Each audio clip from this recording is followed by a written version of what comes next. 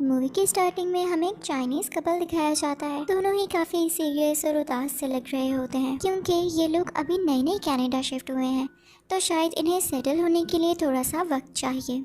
आदमी जॉब पर जाता है और लेडी घर के काम करती हैं। यहाँ लेडी अपने हस्बैंड के लिए मोमोज बना रही होती हैं।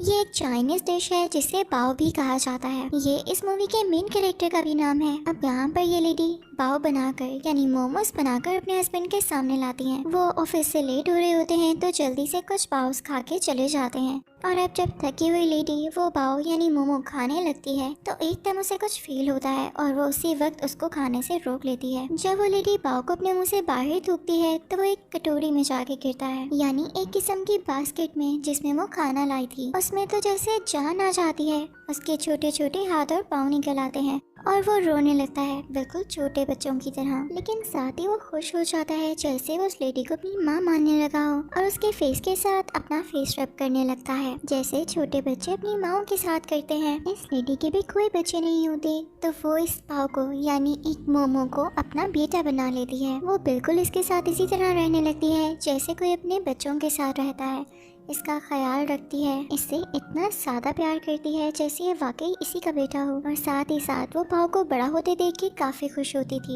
इवन वो उसकी हाइट भी मेजर किया करती थी, यहाँ तक कि वो लेडी पाव को खुद फीड करती थी। और जब कभी उसने बाहर बाजार या मार्केट जाना होता तो वो कभी भी पाव को अकेला घर नहीं छोड़ती थी, बल्कि हर टाइम उसे अपने साथ रखती थी। अब एक दिन लेडी और पाव प्लान करते हैं कि वो मार्केट जाएंगे और कुछ स्वीट्स खाएंगे। अब इस दिन ये लोग बहुत एंजॉय करते हैं। बाव को भी अब ये लेडी यानी अपनी मॉम बहुत अच्छी लगने लगी थी और इनकी बॉन्डिंग काफ़ी मजबूत हो चुकी थी।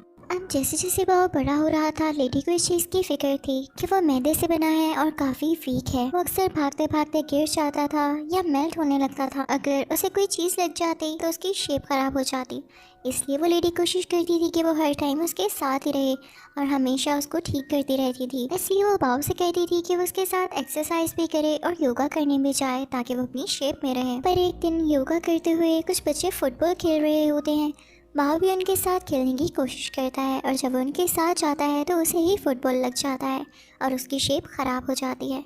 वैसा ही हुआ जिस चीज़ का डर था। वो लेडी फ़ौरन से बाव को उठाती है और उसकी शेप को ठीक करते हुए उसे अपने साथ बिठा लेती है। बाव बहुत जिद करता है कि उसे उन बच्चों के साथ खेलना था, पर वो लेडी उसे नहीं खेलने देती और उसको ठीक करते हुए ट्रेन में अपने साथ घर लेने आती है। वो उस लेडी से यानी अपनी माँ से नाराज़ होकर ट्रेन में दूसरी तरफ मुँह करके बैठ जाता है। वो उनसे बात ही नहीं करता। अब ये बाव की रूटीन बन चुकी थी। वो हमेशा चाहता था कि वो बाहर निकले, लेकिन उसकी मॉम उसे बाहर नहीं जाने देती थी। वो फिर भी चुपके से उनकी नॉलेज में लाए बगैर बाहर निकल जाता है। अक्सर उसकी मॉम उसे ढूंढती रहती थी पर वो नहीं मिलता था। वो उसका काफी घंटे इंतजार किया करती थी, पर बाव तो जैसे केयरलेस हो चुका था। उसे बाहर की दुनिया इतनी अच्छी लगने लगी थी कि वो अपना ज्यादातर वक्त बाहर ही गुजारता था। अब एक दिन वो लेडी बाव के लिए उसका बहुत अच्छा खाना बनाती है। उन्हें वो खाना बनाने में काफ़ी टाइम लगा था और वो खाना इतना मज़े का था और देखने में इतना टेस्टी लग रहा था कि कोई और हो तो वो फ़ौरन से खा ले। पर बाव यहाँ पर उस खाने को खाने से मना कर देता है। बाव उस खाने की तरफ ध्यान ही नहीं देता और बाहर चला जाता है। वो लेडी उसे बहुत ज़्यादा रोकती है और उसके पीछे भी जाती है, पर वो नहीं रुकता।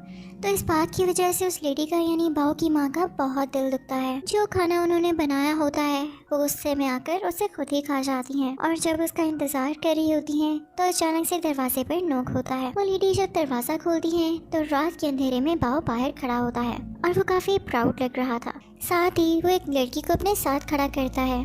वो लड़की अपने हाथ में पहने हुए रिंग उस लेडी को दिखाती है, यानी बाव ने और इस लड़की ने अब शादी कर ली है बिना इस लेडी को बताए। इस चीज़ का इसे बहुत दुख होता है कि आज तक ये बाव से अच्छी रहती आई, लेकिन बाव ने इन्हें क्या सिला दिया।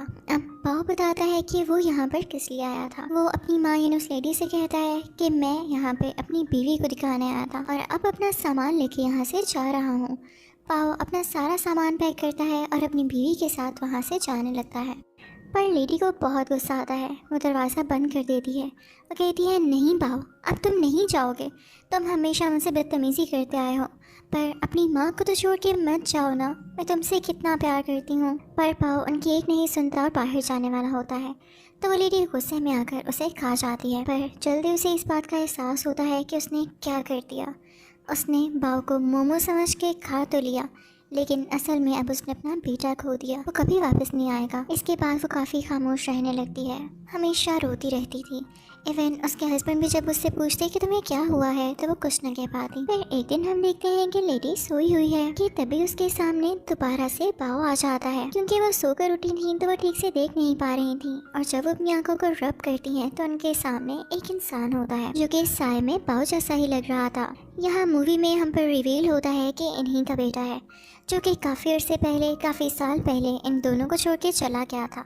और अब जब उसे एहसास हुआ तो अपने माँ बाप से माफ़ी मांगने आया है। उस लड़की के फादर उसे अपनी माँ के कमरे में धक्का देते हैं कि जाओ माँ से माफ़ी मांगो। अब वो माँ के पास जाके बैठ तो जाता है, लेकिन वो लेडी उसे बात नहीं करना चाह रही थी, तो वो दूसरी तरफ मुड़ के लेट जाती हैं। और पता चलता है कि जो बाव था वो सिर्फ इनकी इमेजिनेशन थी, क्योंकि अपने बेटे को बहुत मिस किया करती थी और इसी वजह से हर वक्त इतना उदास रहती थी। वो लड़का अपनी मदर के साथ एक बॉक्स रखता है जिसमें उनकी फेवरेट डिश थी। ये वही डिश थी जो कभी एक बार इसकी माँ ने इसे बस में ऑफर की थी, पर इसने खाने से इनकार कर दिया था। पर अब ये अपनी माँ को देते हुए कहता है कि मैं आपके लिए लाया हूँ और मैं माफी मांगता हूँ कि मैं आपको छोड़कर चला गया। बस मैं समझता था कि शायद हमारी बॉन्डिंग अच्छी नहीं है। लेडी का ये सुनकर दिल मेल्ट हो जाता है और वो अपने बेटे को प्यार करने लगती है। उसका लाया हुआ खाना उसके साथ मिलकर खाती है। यहाँ पे ये दोनों बहुत ही ज्यादा इमोशनल मोमेंट शेयर करते हैं और साथ साथ अपना पसंदीदा खाना खा रहे होते हैं। अब इसके बाद हमें ये दिखाया जाता है कि इस लेडी का बेटा अपनी वाइफ को भी इस घर में ले आता है और अब ये सारे मिलकर हंसी खुशी बातें करते हैं और वो सारे मोमोज यानी बाउस खाने लगते हैं। साथ ही साथ वो लेडी इन सबको बाउस बनाना भी सिखाती है और घर के वो लेडी इन सबको बाउस बनाना भी सिखाती है और घर के लीडर यानी इस लेडी के हस्बैंड सबको इस तरह से देखते हैं कि जैसे उन्होंने इस रिश्ते को अप्रूव कर दिया हो और अब ये फैमिली हंसी खुशी रहने लगते हैं। इसी के साथ ये मूवी यहीं पर एंड हो जाती है। Thank you.